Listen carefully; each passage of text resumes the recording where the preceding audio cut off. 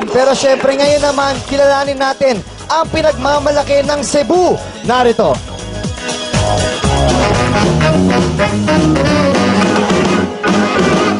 Maliit, cute at paminsan ay makulit. Sino mag-aakala na sa likod ng mga ngiting ito ay isang mapait na kwento ng kabataang maraming paghihirap na pinagdaanan.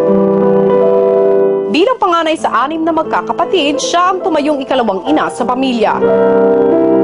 Pero may pasanmang mabigat na responsibilidad sa kabila ng kanyang murang edad, patuloy lang ang pagsisikap niyang makapagtapos ng pag-aaral kapalit ng paninilbihan sa iba. Para sa pangarap na balang araw ay maiahon niya sa hirap ang pamilya. Housemaid sa umaga, estudyante sa gabi, sipag at tiyaga ang mga tanging kayamanan niya sa buhay. Ang pagiging palaban kaya niya sa buhay ang magiging panlaban niya sa loob ng bahay ni Kuya, ang Inday Husay ng Cebu, Maris. Yes, mga kapamilya, salubungin natin ang Inday Husay ng Cebu, Maris!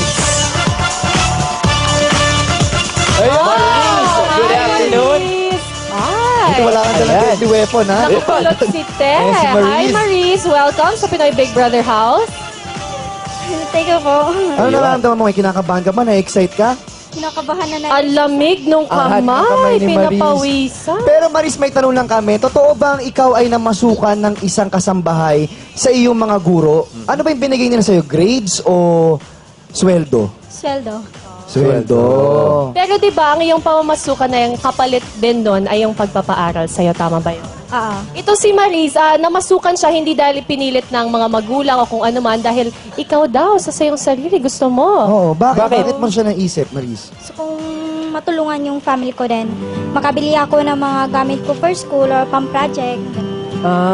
Very Class studious naman ito pala si to Maris. si Ano ang Maris. favorite ano mo? Subject. Household chore. Subject. Subject Oo, muna, Kasi sa subject. loob ng bahay eh. Oh, sarap Oo, na. Ano household yung favorite chore. mong ginagawa? Naghuhugas?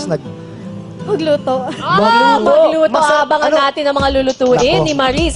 Tama. Congratulations sa'yo, Maris. At ngayon si Robbie ay Alright. ihatid ka na sa loob ng bahay ni Kuya. Thank you. Good luck, Maris. Babalik ka sa kanila. Let's go. Okay, good luck.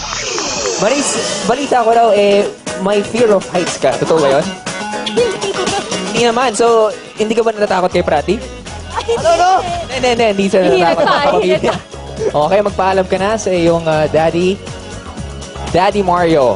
Okay. Maris, handa ka na ba pumasok ng Big Brother house? Alright, Maris, good luck and have fun sa loob ng Big Brother house.